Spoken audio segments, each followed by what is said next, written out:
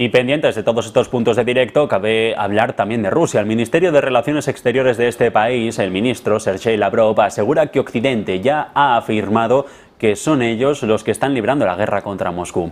El alto diplomático del Kremlin ha asegurado que las declaraciones de las últimas horas del representante de política exterior de la Unión Europea, del español Josep Borrell, de mandar más armas a Ucrania tras lo ocurrido el pasado sábado con el motín de Prigozhin, es una manera de reconocer que es Occidente quien está librando directamente esa guerra contra Rusia y no Ucrania.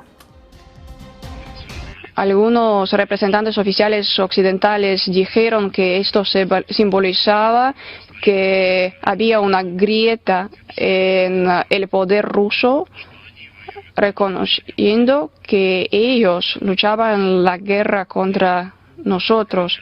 Ellos decían que si había un intento de golpe de Estado, ellos tenían razón suministrando armas a Ucrania, y Borrell alentó duplicar el suministro de armas a Ucrania. Por eso esto fue reconocimiento de quién libraba la guerra contra quién. Insiste Lavrov en el envite al resto del mundo desde Rusia, comentando que no es el momento de hacer de menos a su país. Lavrov también ha hablado del acuerdo del grano, que se espera que Rusia no vuelva a extender cuando expire el próximo 18 de julio, a pesar de los llamamientos de Naciones Unidas, de Turquía y del resto de socios. En este sentido, el político no ha confirmado lo que va a hacer Rusia, no ha confirmado los próximos caminos, la hoja de ruta del presidente Vladimir Putin, pero sí que ha puesto más tensión en el sentido.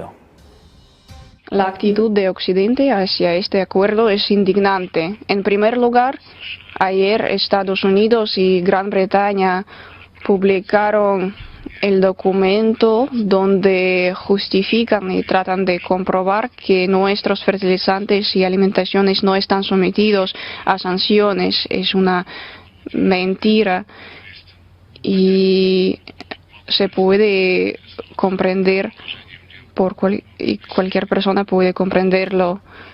El ministro de Exteriores ruso insiste en que la actitud de Occidente en el acuerdo es indignante. Explica que es falso que los fertilizantes rusos no estén sometidos a las sanciones impuestas por Estados Unidos o por la Unión Europea.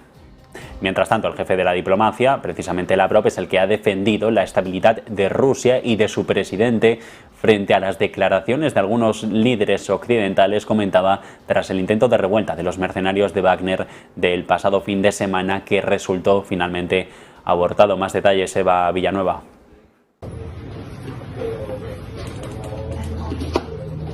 Muy buenas. El jefe de la diplomacia rusa, Sergei Lavrov, acaba de defender la estabilidad de Rusia y de su presidente, del jefe del Kremlin, Vladimir Putin, y lo ha hecho frente a las declaraciones de algunos líderes occidentales tras el intento de revuelta de los mercenarios de Wagner del pasado fin de semana y que resultó abortado.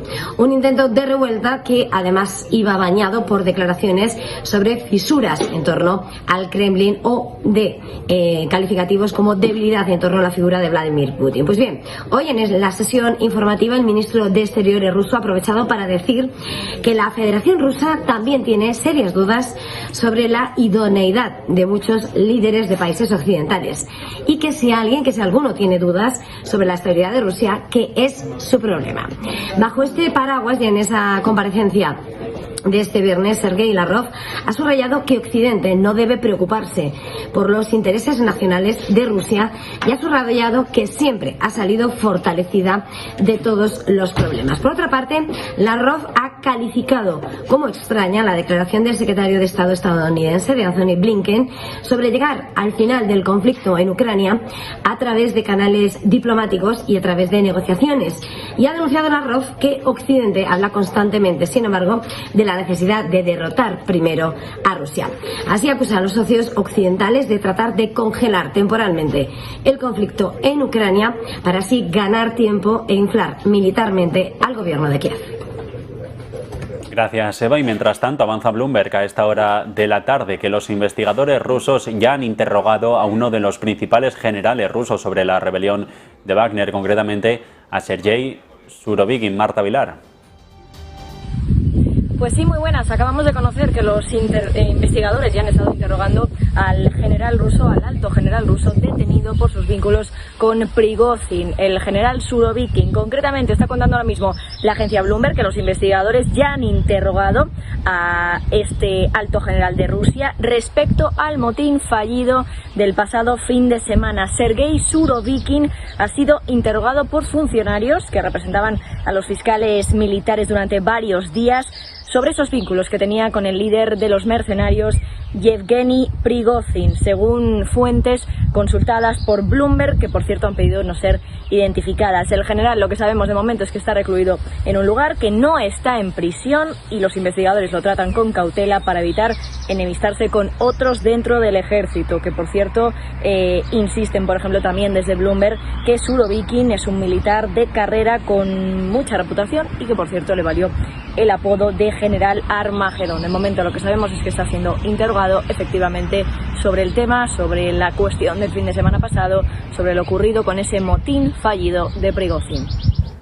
Gracias, Marta. Y la retirada de Rusia del Tratado sobre las Fuerzas Armadas Convencionales en Europa significa el cese de la participación en el Acuerdo de Budapest, según ha comentado el jefe de la delegación rusa en las conversaciones de Viena sobre seguridad militar y control de armas. Explica este representante que, dados los cambios militares o políticos radicales en Europa que han tenido lugar desde los 90, el Acuerdo de Budapest es un anacronismo, porque todos estos años ha habido una erosión del control de armas en el contexto de una división cada vez más profunda, en línea con lo que sucede en el resto de Europa. El Tratado de Budapest, recordamos, es un acuerdo firmado en esta capital de Hungría en diciembre del 94 y que ofrece garantías de seguridad por parte de los signatarios, de sus representantes, con respecto a la adhesión de Ucrania al Tratado de No Proliferación Nuclear.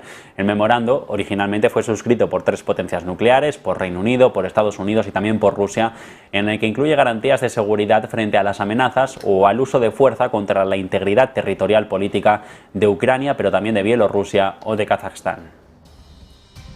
Hungría, que por cierto toma ahora la palabra, se opone al plan de la Unión Europea de conceder más dinero a Ucrania. Víctor Orbán, el primer ministro, ha recalcado que su país no está dispuesto a contribuir con dinero adicional para financiar la subida de tipos que está haciendo que el coste de la deuda vaya aumentando. Lo ha dicho hablando al margen de la cumbre europea de Bruselas, donde también ha comentado que era una petición ridícula la de la Comisión para que Hungría contribuyera con más dinero cuando Budapest, junto a Polonia, no ha recibido fondos del Fondo de Recuperación de la Unión Europea en medio de una disputa sobre el Estado de Derecho. Hay que recordar que la Unión va a proporcionar a Ucrania una ayuda de 50.000 millones de euros hasta 2027, ayuda financiera constante, también colaborando con el sector privado, con lo que prevén incrementar las inversiones hasta los 160.000 millones de euros. Y Pedro Sánchez, el presidente del gobierno español, que por cierto visita Ucrania en unas horas, coincide con el primer día de la presidencia española de la Unión Europea. Mañana mismo, el 1 de julio, allí se va a reunir con el presidente Volodymyr Zelensky y de hecho va a pronunciar un discurso ante el Parlamento ucraniano. Lo ha confirmado Ucrania este jueves ante los líderes de la Unión Europea en un mensaje por videoconferencia, y posteriormente el Palacio de la Moncloa también ha emitido un comunicado. El viaje comienza en unas horas. Cuando acabe la cumbre, Pedro Sánchez viajará a Ucrania desde Bruselas en tren a través de Polonia. Los dos líderes tienen previsto reunirse este próximo sábado, hablar ante el Parlamento, aunque fuentes de Moncloa aseguran que Sánchez tomó la iniciativa para que la presidencia española comenzara con una visita a la capital ucraniana, simbolizando el apoyo sin fisuras, dice, de España y la Unión Europea a este país en todos los campos, en el militar, en el humanitario y también en el económico. Y todo después de confirmar por parte de Ucrania que España está dispuesta a apoyar la adhesión de Kiev al bloque comunitario y de que la presidenta del Parlamento Europeo, Roberta Metsola, hace apenas unas horas dijera que van a arrancar las negociaciones en este mismo ejercicio. Es el tercer viaje, por cierto, que Sánchez hace a Ucrania desde el inicio de la guerra. En el plano más económico, la Junta Ejecutiva del Fondo Monetario Internacional ha completado su primera revisión del programa de préstamos de 15.600 millones de dólares a Ucrania, lo que permitió a Kiev retirar inmediatamente casi 900 millones para el apoyo presupuestario mientras está en esa gran contraofensiva contra Rusia. La aprobación de la Junta eleva los retiros a Ucrania en el marco del programa lanzado el pasado 31 de marzo por valor de hasta 3.600 millones. Eso es lo que ha retirado hasta este momento. El Fondo Monetario ha comentado también que las autoridades ucranianas han logrado un gran progreso hacia el cumplimiento de los compromisos de reforma en condiciones desafiantes. Una referencia velada a la guerra, cumpliendo, eso sí, con los criterios de desempeño cuantitativo y los puntos de referencia estructurales. Y todo esto mientras que el organismo, por cierto, ha alertado de que un crecimiento de la deuda pública se le va a ir a Ucrania hasta el 100,7% sobre PIB para 2025.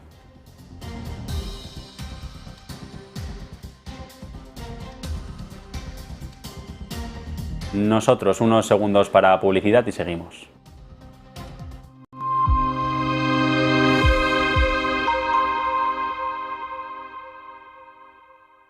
Ven al Torreón, estamos en El Pardo, un espacio único en plena naturaleza. Disfruta de momentos de desconexión mientras saboreas la mejor gastronomía. Disponemos de 7 amplias terrazas y salones para todo tipo de eventos. Degusta nuestros exquisitos platos acompañados de una selecta bodega de vinos. A tu servicio, un gran parking y zona infantil. Abierto los 365 días del año. Cocina ininterrumpida desde las 10 de la mañana hasta las 12 de la noche. Haz tu reserva.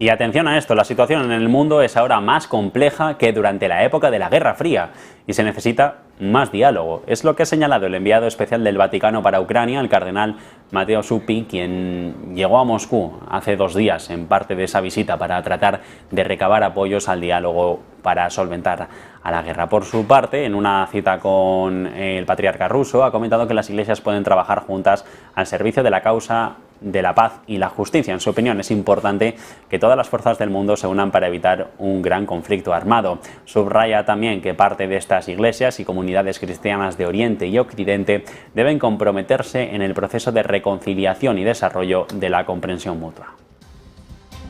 Y hoy, todavía pendientes del Consejo Europeo, que termina por cierto en unas horas, los líderes de la Unión Europea se han comprometido a reducir la dependencia de China y a debatir cómo alcanzar un equilibrio entre la reducción de riesgos y la intervención en ámbitos como el cambio climático.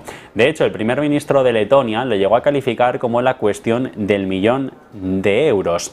Dijo que había que reducir los riesgos y que eso significa ser capaces de dar un paso atrás hasta cierto punto porque geopolíticamente la aparente relación entre China y Rusia es un problema potencial para todos. En el borrador de conclusiones de la cumbre se pide a China que presione a Rusia para que ponga fin a la guerra en Ucrania y se expresa también parte de la preocupación por las crecientes tensiones en el estrecho de Taiwán, mientras que se subraya el interés compartido en mantener relaciones estables para hacer frente a los desafíos globales. Los líderes europeos también van a tratar de poner un frente unido sobre la mesa, aunque hay claras diferencias. Francia y Alemania, los países más importantes, tienen intereses comerciales en China. Lituania, a la que Pekín ha impuesto sanciones, dice que por su parte puede llevar a cabo una contraofensiva.